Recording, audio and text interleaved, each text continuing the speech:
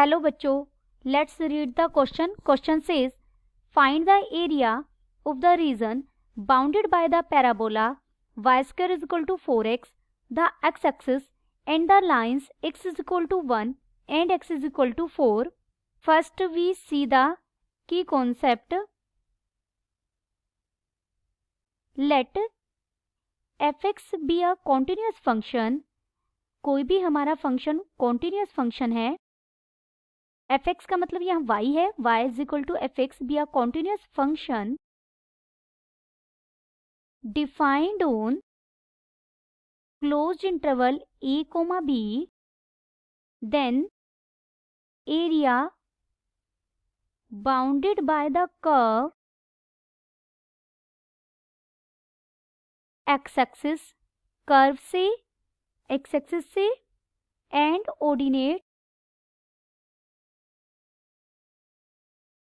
x is equal to a and x is equal to b is given by integration of a to b y dx. अगर आपको कोई भी continuous curve दी गई है, आपको curve x axis और line x is equal to a and x is equal to b के बीच में एरिया फाइंड आउट करना हो रीजन का, तो हम डेफिनेट इंटीग्रल की हेल्प से इस तरीके से एरिया फाइंड आउट करेंगे. Integration of a to b within limit a to b y dx. सबसे पहले जब भी आपको एरिया फाइंड आउट करना हो तो आप गिवन कर्व और जो भी हमें लाइंस दी गई हैं, गिवन बाउंड्रीज हैं, उनकी हेल्प से आप एक रफ स्केच बनाएंगे और वो स्केच बनाकर आप अपना रिक्वायर्ड रीजन देखेंगे कि कहाँ से कहाँ तक का एरिया हमें फाइंड आउट करना है, और देन फिर हम इस फॉर्मूला का यूज करेंगे. अब हमें क्या दी गई है curve y square is equal to 4x. हमें पता है y square is equal to 4x एक पैराबोला को रिप्रेजेंट करता है. साथ साथ हम यहाँ पर ग्राफ ट्रेस करेंगे. y square is equal to 4x, ये यहाँ y की इवन पावर है, तो ये ग्राफ x, ये जो पैराबोला है x एक्सिस के सिमेट्रिक होगा. अगर आपको x एक्सिस नहीं भी पता कि ये पैराबोला की इक्वेशन है और ये x एक्सिस के सिमेट्रिक होगा, तो आप सिंपल एक इस तरीके से टेबल बनाएं जिसमें आप x की डिफरेंट वैल्यूज पर y की डिफरेंट वैल्यू चेक कीजिए. उनके कोरोस्पोंडिंग आपको पता लग जाएगा कि ये, और फ्री हैंड से जो पॉइंट्स मिलेंगे उन्हें मिला दीजिए. जैसे x y, अगर हम x को 0 लें तो y भी 0, तो एक पॉइंट मुझे ये मिला x 0 टू y 0. जब हम x को 1 लेंगे तो y क्या, आप यहाँ पर x को 1 लेंगे तो y square is equal to 4 मिलेगा, यानी y की वैल्यू हमें 2 वैल्यू मिलेंगी प्लस माइनस 2. जब x 1 है, मान लीजिए ये 1 है, यहाँ y का 1 और 2, इधर y का 1 और माइनस 2, 1 2 माइनस 1 माइनस 2, तो y 1 पर हमें ये वाला पॉइंट भी मिला और ये वाला पॉइंट भी मिला. तो यहीं से आपको क्लियर हो जाएगा. इन पॉइंट्स को फ्री हैंड से मिला दीजिए. आपको स्ट्रेट लाइन में नहीं मिलाना, फ्री हैंड से कर्व की शेप में मिलाना है. इस तरीके से कर्व बनाते हुए ये कर्व से जाएगा, ये कर्व की शेप में आपने इसको मिला देना है. एंड और हमें क्या दिया गया है, लाइन एक्स एक्सिस को हम क्या लिख सकते हैं, y is equal to 0 and line x is equal to 1 and x is equal to 4.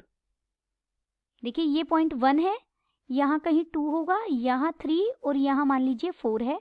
तो x इज इक्वल टू 1 वाली लाइन हमारी इस तरीके से ये आएगी y एक्सिस के पैरेलल, और x इज इक्वल टू 4 के लिए ये लाइन ली मैंने इस तरीके से, और x axis y is equal to 0. तो ये इन सब से बाउंडेड रीजन कौन सा है, हमें एक ऐसा रीजन लेना है जहां ये चारों इंक्लूड हो रहे हों. देखिए कर्व तो पूरी ये जा रही है यहाँ पर, लेकिन ये वाली कर्व ये है y square is equal to 4x की. x एक्सिस ये वाला पॉइंट है हमारा, x इज इक्वल टू 1 ये लाइन है, and x is equal to 4. इनके बीच में जो रीजन बना वो ये वाला रीजन है, आपको दिख रहा है क्लियरली. यानी जो ये रीजन है हमें इसका एरिया फाइंड आउट करना है, इसका रीजन. अगर आप कोई और लेंगे, मान लीजिए आपने ये वाला रीजन सोच लिया, तो देखिए यहाँ x एक्सिस है, कर्व है, x is equal to 1 line है, लेकिन x is equal to 4 line इसमें इंक्लूड नहीं है, तो ये वाला रीजन हमारा रिक्वायर्ड रीजन नहीं होगा।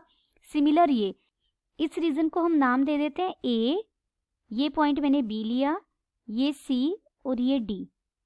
अगर आप ये नीचे वाला एरिया सिलेक्ट करेंगे, यहाँ भी x is equal to 0 line, x axis line, x is equal to 1 and x is equal to 4 line और कर्व इंक्लूड है। देखिए अगर आप ये वाला रीजन सिलेक्ट करेंगे तो एक ही बात है, ये सिमेट्रिकल क्योंकि ये x एक्सिस के सिमेट्रिक है, तो जितना रीजन ये ऊपर होगा उतना ही ये रीजन नीचे आएगा। हमें x एक्सिस को इंक्लूड करना है, तो या तो आप इसके ऊपर वाला रीजन ये वाला फाइंड आउट कर लीजिए, या आप डिनोमिनेटर वाला ये फाइंड आउट कर लीजिए। ये x एक्सिस के सिमेट्रिक है, तो ये दोनों रीजन्स इक्वल आएंगे, इनका एरिया इक्वल आएगा। तो कोई भी एक फाइंड आउट करना है तो हम ऊपर वाला अबव वाला ही फाइंड आउट करेंगे। Therefore, required area is equal to area of A, B, C, D, और इसे हम कैसे फाइंड आउट कर सकते हैं? Integration within limit 1 to 4 y dx, y square is equal to 4x given है कर, तो y किसके इक्वल हो जाएगा? स्क्वायर रूट 4x के। तो ये बन जाएगा within limit 1 to 4 integration of square root of 4x dx। 4 का स्क्वायर रूट 2 बाहर आ जाएगा और ये बन जाएगा integration within limit 1 to 4 x raise to power 1/2 dx। इसे हम इंटीग्रेट करेंगे 2 और ये हो जाएगा x raise to power 3/2 divided by 3/2 within limit 1 to 4। This is equal to 4/3 and x raised to power 3/2 within limit 1 to 4। This is equal to 4/3 बाहर है, और जैसे ही आप लिमिट रखेंगे 4 raised to power 3/2 minus 1 raised to power 3/2। जैसे 4 की power 1/2 करेंगे तो 2 आएगा, और 2 की पावर 3 ये 8 हो जाएगा, यानी 4/3 बाहर और अंदर हो जाएगा 8 minus 1। This is equal to 28/3 square unit. Therefore, required area is 28/3 square units.